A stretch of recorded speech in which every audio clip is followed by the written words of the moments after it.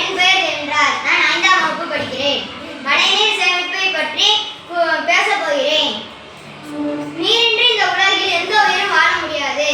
வான்புகழ் வள்ளுவரும் நீரின்றி அமையாது உலகு என்றார். மழை வளம் ஆண்டுக்கு ஆண்டு குறைந்து வருகிறது.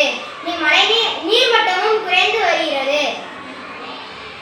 மழை பெய்யும் காலத்திலே அம்மழை நீரை வீணாக்காமல் மழைநீர் சேமிப்பு தொட்டியில் சேகரித்து வைக்க வேண்டும். மழைநீர் சேமிப்பு முறைகள்: முதலில் வீட்டிற்கு அருகில் ஒரு தொட்டியை அமைத்து அந்த தொட்டியில் 1/4 பங்கு அளவு மணல், 1/4 பங்கிற்கு மேல் சிறுகற்கள் அல்லது கூழாங்கற்கள், அதற்கு மேல் 1/4 பங்குக்கு மேல் அடுப்புக்கறி இட்டு அந்த குழியை மூட வேண்டும்.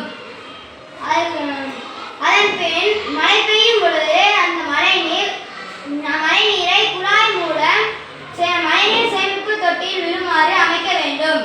இவ்வாறு செய்தால்